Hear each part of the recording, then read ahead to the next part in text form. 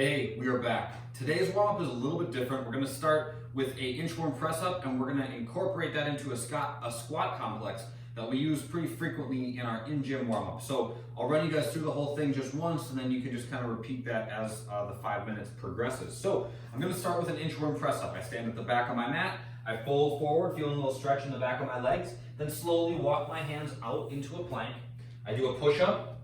That can be done from your knees if you want. And then I walk my hands back to my feet, and then I come on up to stand. Then we begin the squat complex. So it looks like this. I start in the bottom of my squat. All right, my heels are flat, my knees are pushing apart. Put my left hand down, put my right hand up, just gently stretch that way. Then I switch sides, gently stretch the other way.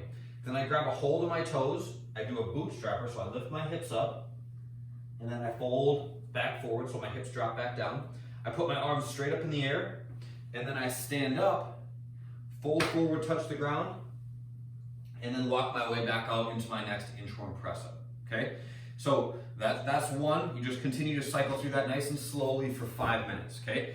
Inchworm press-up, work through that squat complex. It's pretty straightforward. It takes a little getting used to, but once you get into it, it shouldn't be that bad. So just keep that in mind as you're working.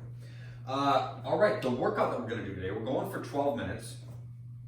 For 12 minutes, we're going to start with 12 alternating single dumbbell overhead lunges on the right. So kind of confusing, but what that means is that we're going to put a dumbbell overhead in our right hand, and we're going to be going back and forth between sides on the lunge throughout as we work. So dumbbell comes up to overhead, I lock my right arm out, I step out with my right leg, and then I stand back up, that's one. Then I step out with my left leg, and then stand back up, that's two. So we keep going back and forth. Dumbbell stays on the right side for now. After that, lame, I know, bicep curls. Gotta get this working. All right, we're gonna pack our shoulders, squeeze our belly, squeeze our butt, lift up on the right, then come back down, lift up on the left. All right, 18 of those, nice and slow. If you guys are struggling, if the weight that you have is too heavy and 18 is too much, do a little bit less. Vice versa too, if the weight that you have is really light, you can do a little bit more.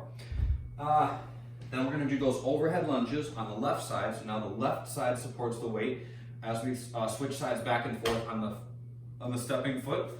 And then we do lateral jumps over a dumbbell or over a 6-inch target for the bodyweight version. So put the dumbbell down, just jumping up, back and forth over the dumbbell laterally. The bodyweight version is gonna be incline push-ups, alternating lunge steps, and then lateral jumps. So for the incline push-ups, you can use a countertop, you can use a couch, you can use a chair. We're trying to get our body at an incline, okay? The more vertical you are, the easier they become. The more horizontal you are, the more challenges there. So find the challenge that's right for you, given the set size. But remember the push-up mechanics. At the bottom, we want to look like this, okay? So we're not way up here. We're looking to create about a 45-degree angle between our ribs and the top of our arm at the bottom of each rep, okay? That doesn't matter if your hands are on the ground, if your hands are on a couch, whatever. This is the position that we want to press from. We're not here right next to our body, and we're not here way up away from it. Think halfway between, 45 degrees between your arm and your ribs. That's the bodyweight version. Just note the rep scheme, they're just a little bit different here. And then the accessory work, we're gonna do 2 rounds of this thing, okay? 45 seconds in a handstand, all right? That's kind of a long time, so you guys can scale as needed. If maybe that for you is 15 seconds, then do that. If it's 30, do that. But find an amount of time that you can be productive in a handstand, okay? Here's what the handstand should feel like. I want you guys to join me doing this. Just join me real quick. It doesn't involve anything intense. Put your feet together. Lock your knees out completely. Squeeze your belly. Flex your butt. Then put your arms up overhead and pretend that you're pushing the ceiling up away from you. This is what it should feel like when you're in a handstand. So pretty much my entire body is active. I'm not just kind of getting there and then hanging out and just kind of like slouching in an inverted position. I'm getting there and then completely putting my whole body on tension so that it's a position that I control, not just a position that I balance in. So when you get there, don't just think about being there, think about being there in the most strong, controlled position you can possibly manage. So again, feet together, knees locked out, belly and butt tight, arms are completely locked, and I'm active through my shoulders, thinking about pushing the ground away from me the entire time. Make sure you guys are breathing. That's something that I see a lot in people when they're doing their handstands. They get inverted and they don't breathe, or their breath is like, it's very panicky sounding, which if your body thinks that you're panicking, your body's not gonna wanna hang out in that position for very long. So let your breath kind of control what's going on with your body. Slow, steady inhale, slow, steady exhale throughout. It will help you be a little bit more comfortable in that handstand. Between those, so we're gonna do 45 seconds in a handstand hold, then 12 alternating single leg deadlifts. You can use one dumbbell, you can use two dumbbells, one in each hand, whatever works, but the basics is this. You guys can even use like an odd object if you want. I'm gonna stand on my left leg. We're gonna take a 3-second descent on these, okay? So I'm gonna stand on my left leg and I'm gonna lock out my right, okay? Just pretend that I've got weights in my hands. As I fold forward, I'm gonna lift my right heel up towards the ceiling. 2, 3, and then I stand back up and switch sides. Shoulders back, belly tight, standing leg is bent, lifting leg is locked. 1, 2, 3. At the bottom, I'm trying to kick the ceiling with my back heel, and I can feel tension in the back of my standing leg. So those are two things that you guys can aim for. Thinking about kicking the ceiling with your lifting leg and feeling for tension in the back of the leg that you're standing on. Those will ensure that you're doing this properly. So take as much time as is needed, at least 3 seconds per descent. It's a great exercise for building strength in the back of your legs, but it's also just a good way to work on your balance. There's a lot going on here. They're kind of tricky. If you fall out of it a couple times, it's all good. Just make the best of it. And the more that you work on it, the better you'll get. So even if it's not perfect, don't sweat it.